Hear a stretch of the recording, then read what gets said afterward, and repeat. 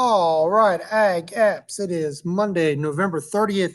We're going to talk about some animal science careers today. If you missed class, we just went through some basic information today, nothing too detailed. Um, so basically, in animal science industry, we have four industries. We have equine, which is horse.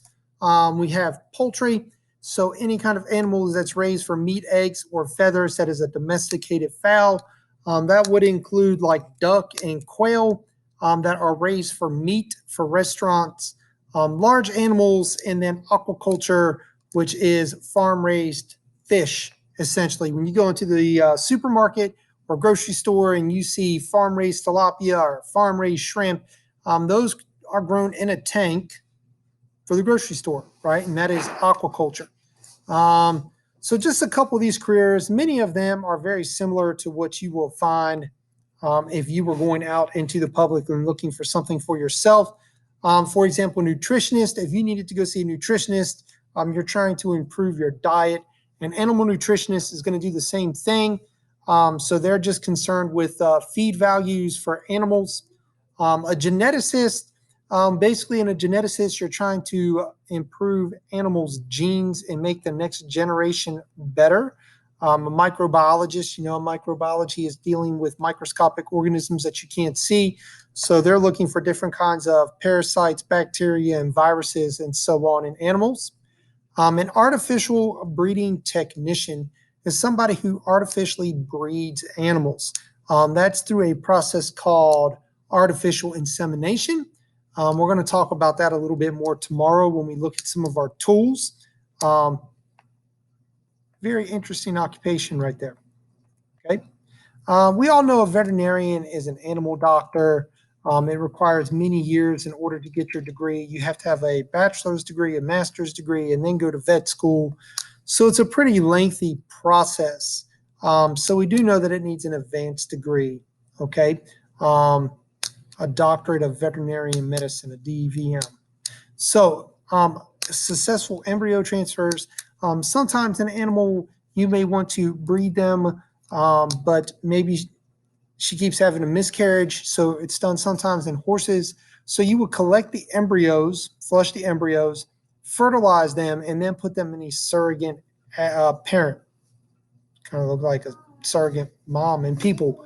So in order to do that process, a veterinarian would have to do that. It's a pretty complicated process, not something that any one of us could do. A vet technician is just that. You can't go to school and get a 2-year degree for being a vet tech. This is the person that first sees you when you come into a veterinarian's office. They'll tell you some basic tests on the animals. The degree with the vet tech, it allows you to do some shots. It also allows you to do different kinds of tests. And it is different than an animal health technician. An animal health technician, you're taking care of animals. So, you're changing the litter, you're feeding, you're watering, you're taking them for a walk. Not the same thing as a vet technician, right? Two completely different occupations. A farm herd manager is somebody who manages livestock, right? So if you're paying somebody to take care of your cows, that person would be a herd manager. Okay. Horses are a pretty unique animal. Probably one of the most expensive animals to have. There's a lot of details and work that goes into horses. And in order to have successful breeding, you have to have somebody who does nothing but that. And they're called a horse breeder. Okay. A farrier, like we talked about in class, is not somebody who just shoes horses. A farrier is essentially a blacksmith. Each horseshoe that goes on a horse is custom made. So the farrier will come in, take off the shoes, measure, make the new horseshoes, and put them on, right? Because just like our feet, no 2 feet are the same. The same is true in horses. So it is a custom made horseshoe, right? Those are just some tools that are used. A dentist is just that. Equine is horse. So an equine dentist is a doctor that works on horses' teeth. Pretty simple. Okay. A butcher slaughters or dresses meat. So if you eat steak, chicken, bacon, sausage, pork chop, tenderloin, hamburger, and the list goes on and on, thank a butcher, because without them, you wouldn't have that. Okay. A meat inspector is going to work typically for the United States Department of Agriculture, and their job is to make sure that meat is handled in a safe way.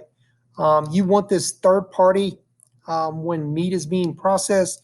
That way, if something is wrong, they don't work for that company, so they don't have any problems shutting down the line and correcting a mistake. A sales rep is just that, is somebody trying to get you to buy their product. That's pretty simple. A hatchery manager. So we spent a little bit of time talking about poultry. If you remember from earlier this year, we have broilers and we have layers. Layers are going to lay eggs. Broilers are raised for meat. So a layer, right? The egg becomes fertilized, and you hatch all these little baby chicks, right? So a hatchery manager is making sure all those eggs hatch and then caring for all of those baby chickens. Um, Chicken is the number one meat sold. It's cheap, it's healthy for you, but you got to have a constant supply of baby chicks. And that's what those hatchery managers do.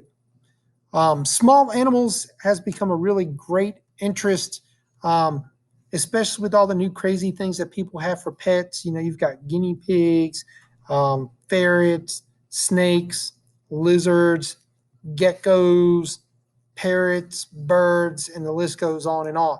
So, because of this, a lot of colleges and universities now have their own course to where you can get a degree in small animal care management. Okay, small animal care management. And all of that is because more people are having all of these crazy animals for pets. So you can actually go and get a degree in that now. Like I said, these notes were pretty short, simple, to the point. We spent about 35 minutes going through them today. So if you weren't in class, you need to make sure you have them done before you show up tomorrow.